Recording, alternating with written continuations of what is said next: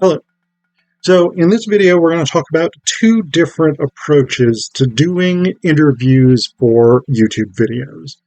These are not the only two approaches out there, I'm sure, but these are the two that I've used most, and I wanted to sort of give you a sense of these different approaches and the ways, the benefits of each of them more. I don't think there's really drawbacks necessarily, but I think there's benefits to each. So depending on what type of interview you're more interested in doing, one or the other may make more sense. So one approach, and actually these are, I think, these are not only useful for YouTube, but these are useful for other interviewing contexts as well, where you are the interviewer, not the interviewee. Though from an interviewee's perspective, it is also probably good to know these two approaches so you can think about how you want to engage with an interviewer. So the first approach, the one that I started out taking when I began doing YouTube interviews, and I think all of the interviews I've done for this channel have been done in this style. So, for instance, I did an interview with Logan Venderlich about web design, I think. That video was done in this format, where I established pre-written questions that I was going to ask. I sent those to the person ahead of time so that they can come up with their answers and give fuller, more complete responses to the questions. So that's one approach. And I usually do around 5 questions. And most of the interviews go somewhere between about 25 and 45 minutes, generally speaking. So that's a really good way of letting the interviewee know ahead of time exactly what the discussion is going to focus on. And the clearer, the more specific you can be with your questions, that's a huge help to your interviewee as well. So one big benefit of this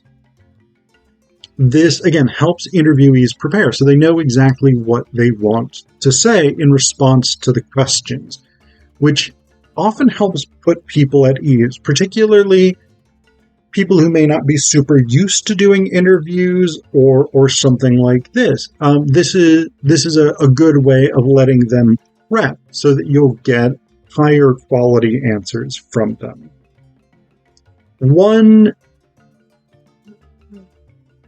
At this point in my career doing YouTube videos, I would tend to lean toward this approach when I've got someone whose expertise I want specifically. So if I'm interviewing somebody like Logan, he knows much more about web design than I do. So what I really want is the information from him. I don't have as much to contribute to that conversation. Though I may ask follow-up questions, I may sort of make comparisons, connections to other things, etc., but it's really his insights that I'm interested in. The same thing when I interview the author of a book, which I periodically do over on my other channel, Theater of Phil. If I interview Ann Claycomb or Shara McCallum or Shuya Yo or whoever it is, what I really want is their insights about their work. What I'm going for with those questions, and again, I may contribute to that conversation because I will have my own insights, my own thoughts, my own ideas about that work. But what I'm really interested in at that point is letting that person sort of explain their work from their position as the author. And so that's typically sort of what determines that, for me, what determines choosing this technique, where I send them a set of questions ahead of time that they can come up with their answers or think about their answers. Now, the other technique, the second technique that I use, this is a newer one for me, but I actually quite like it. And I started this actually with my Star Trek series over on the other channel, But I've kept it going because I actually think this is quite a good one. What I'll do is I'll send the interviewee a set of topics that I'd like us to discuss, but not formal questions necessarily, and then we have more of a free-flowing conversation. So I think this is a really good one because one of the huge benefits is as we each present our ideas or our thoughts about a particular subject, we push each other to think more critically and to think about things from different angles and stuff like this. So this is a good technique for getting beyond what a single person, whether that's the interviewer or the interviewee, might say about this subject. Now, I think this is a really good technique when both you, the interviewer, and the interviewee are analyzing a text that neither of you have necessarily special authority to assess. So, in my Star Trek series, when I interviewed people about episodes, each of us had our own ideas, our own thoughts, our own interpretations of those episodes. And I could identify some key themes that I wanted us to discuss, and I opened it up for the other person to introduce themes they were interested in as well. So it was intended to be a very sort of conversational approach, more than a traditional question and answer interview.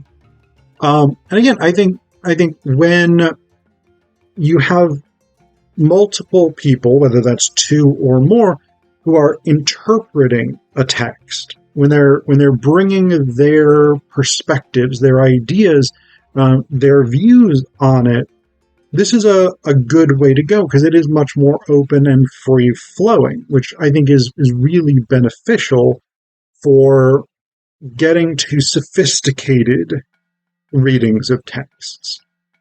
So those are the two strategies that I've been using for YouTube interviews, and what I think is the big strength of each of them. So again, either you send your interviewee specific pre-written questions and let them develop answers that will sort of express their expertise, or you identify sets of topics that will become the core of the conversation, and you each sort of go back and forth discussing the way that you read this text and pushing each other to think more creatively about it.